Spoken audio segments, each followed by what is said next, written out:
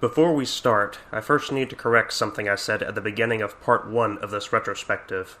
When I said Ultra Q lasted for 26 episodes, it actually ran for 28 episodes. The first 27 episodes aired from January 2nd to July 3rd, 1966, but the final episode, Open Up, had to be postponed until December 14th, 1967, to make room for a preview special of the upcoming Ultraman.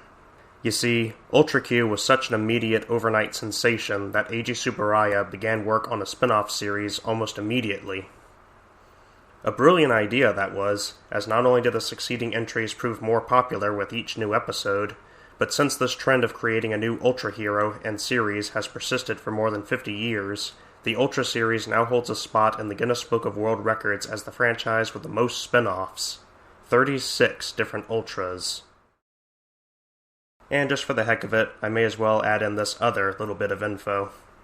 When I quoted Ultra Q as being like a Japanese version of The Twilight Zone and The Outer Limits, it was also a bit more like an early precursor of The X-Files, seeing how it's centered around a small group of characters that investigate and report this macabre of bizarre scenes that are always brought about by a monster of some sort. Now, with that out of the way, back to the last part of this review.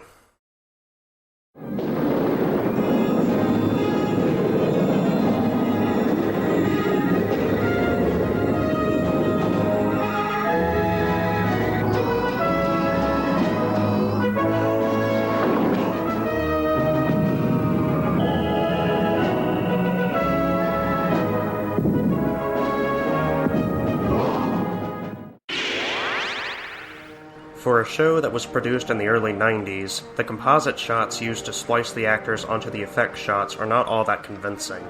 The lighting is often accurate with the character's surroundings, but sometimes the angle is off-centered. When it comes to the Hummers and the flying kaiju, the composites are even more distracting, as the creatures and ships don't appear to be moving freely, but are actually suspended in place while the camera that captured their pre-rendered images just listed around them to give the illusion that the monster or ship is really flying. Instead, this just makes the Hummers and the monsters move through the air in very odd ways, as their movements are based almost entirely on unnatural sways and shifts. The Hummers, by the way, are the ships the Yuma team deploys to fight the menacing monsters. They were primarily brought to life via miniature effects, relying on wireworks and composites to simulate their flight effects. But their design just doesn't bode well with me. They look way too small and thin to appear convincing. Sometimes I even wonder if their size is disproportionate to how they really should look when compared to their surroundings. I like the suit that was used for Majaba, the giant grasshopper, but his flying sequences are very amateurishly rendered. He just looks like a cardboard cutout being scrolled across the screen, joined by a pair of wings that are flapping noticeably slowly. My least favorite episode is episode 11, The Survivalists, which I think has the poorest effect shots in the whole show. Aside from the over-the-top villainous expositions provided to us by Nordberg, whose performance range is practically on par with Turl from Battlefield Earth, we're treated with a new creature named UF-0, who's seen almost entirely through composite shots. Before his mutation that occurs much later in the episode, the saucer kaiju is nothing but an animated image that is so terribly done that I don't even know how it made its way past the cutting room floor. Because of the composites, I can never tell how big he is in his mutant form, as I can't find a good enough shot to give him some scale. In the one shot where he shares the screen with Ultraman, his size appears humongous, which is drastically different than the earlier scenes when human characters were seen standing around him during his dormant state, where he looked to be about the same size as a tank. The showdown is even more displeasing, as the two never get physical with each other. It's just non-stop laser blasts. And that brings me to my next point that I've been postponing till now. For an action series, the fights in the show are pretty slow and sluggish. They're amusing, but they often feel very anticlimactic, as we're often expecting so much more based on our past experiences with the older entries, which featured faster, more brutal choreography.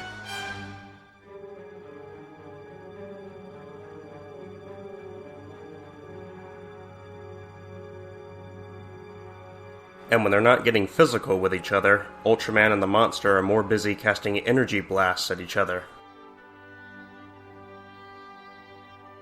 Which is a similar complaint many fans aimed at the Heisei Godzilla films. I have no idea if the suits were too fragile, or if the actors just couldn't see very well in their suits, but in any case, most of the climactic fights are kind of a letdown for a fan of the series to endure. The only exceptions were the final two fights in episodes 12 and 13, where Ultraman's showdown with Kodara and Shillagi relied on much stronger movements, and actually let the Titans express the full potential of their stamina.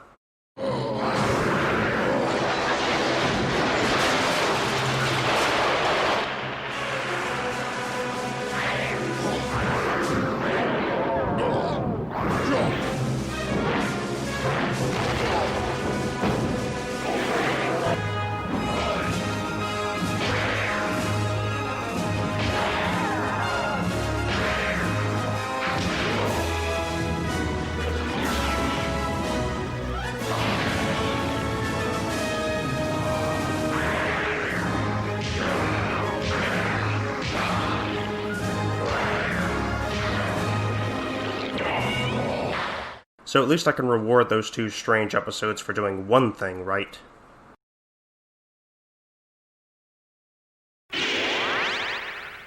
After vanquishing both Kodara and Shillagi with the aid of Yuma, Ultraman Great flies back into space with Shillagi's body, before finally separating himself from Jack.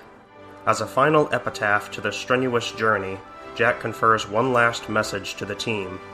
Earth has ceased its wrath against the inhabitants of its surface, offering us a second chance, adding the moral that all of us, not just the few, must adhere to its wishes, which, just in case you need a reminder, is that we are not allowed to physically cleanse the Earth from a pollutant or a fracture that we, unfortunately, caused. In layman terms, to restrict any further atrocities from plaguing us and our food supply, we're not allowed to rectify our own mistakes. What a masterful lesson for the ages. With all that said and done, Ultraman Towards the Future concluded its run after 13 episodes. There were talks among the producers about renewing the series for a 14-episode second season. If it had returned, the subsequent episodes would have featured a reprisal of the Ultra Brothers, as well as some of the famous monsters from the older Ultraman shows. But alas, that idea never came to fruition. Was it for the best that the show threw in the towel after one quick season? Well, maybe. Despite most of its flaws, I actually really enjoyed this version of Ultraman. It definitely isn't your typical Ultraman series, but I can at least appreciate the creators for wanting to try something new, to breathe some new type of life into the series. After a decade-long hiatus, it would be somewhat refreshing to glimpse a series that didn't try to rehash any of the older entries in the series. Though I'm also okay with the fact that it wasn't renewed. It definitely would have been pretty wicked to see Ultraman Great go head-to-head with some of the classic monsters, like Gomora and Red King, especially if he teamed up with any of the Ultra Brothers. In fact, the second season premiere was supposed to present the return of Alien Baltan in a 3-episode miniseries. Additionally, Rugolo and Veronica would have returned in that same story arc to help Ultraman Great defeat Baltan and save the Earth. But in all honesty, I think Towards the Future pretty much summed up its entire adventure in only 13 episodes. Had some of the episodes been told a bit more creatively, and had it been a little more subtle with its eco-commentary, I might have been more open to seeing another 14 chapters in the story. Like I said, the whole eco-conscience thing was a little distracting at first, but then got really annoying when we ventured into the final 2 episodes. Kodara and Shillagi should have just been a duet of creatures that caused widespread chaos in their midst, after mankind disturbed their slumber through the use of scientific and cultural progression in the ocean and outer space. That would have made so much more sense than the Earth outright attacking mankind for trying to redeem itself for its former mishaps. Had the writer gone with that route, I would have gone easier on the show's eco-messages being shoved down our throat. Every episode before that was fine for the most part, until we got to this 2-part finale. Even with the series entry completed after its 1-season run, it was popular enough to produce its own line of merchandise, which consisted of toys that were produced by DreamWorks and Bandai, an 8-issue comic book series, and also a video game of the series, which was even played out by James Rolfe and Mike Matei back in 2018. In conclusion, I still say Ultraman Towards the Future is, at the very least, an acceptable entry in the franchise. It may not be a show for everyone, whether you're already a fan or not, but like any other sci-fi series, it has its merits that can seem appealing to some.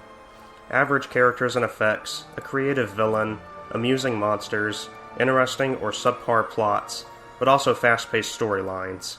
If you can at least stomach the whole environmental awareness after-school special plotline, you might be able to find some form of entertainment in this series. If not, go ahead and skip it, and binge any entry that came before or after this one. You're really not going to miss much anyway. I think that's enough internet for today. Stay safe, everybody.